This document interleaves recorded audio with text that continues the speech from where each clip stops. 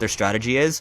And that to me, when I use ViewStats, when you use the desktop version, you can find outliers and you can look for things that have performed really well, certain ideas, and you can repackage it for your own niche. And I actually think that's what your the contract that you're paying, I think that's what they're doing to find great ideas, and then they're just sending you a bunch of thumbnails, and you can save a bunch of thumbnails in this thing too. So should we look for Patrick real quick? Yeah, I already know 100% of his traffic's from shorts because that's all he creates. That's correct. So he's got 500k subs now. Here, check this out.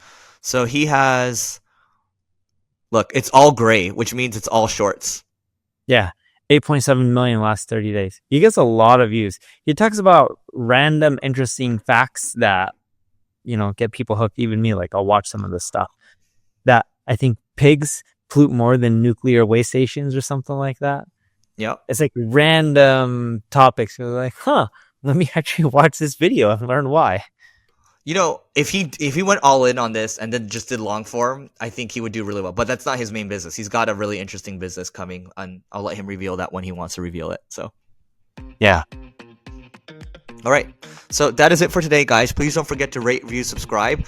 And there will be no more Agency Owners Association. We'll save that for another marketing school episode. And that being said, we'll have some other things to throw your way in the near future. So catch you later.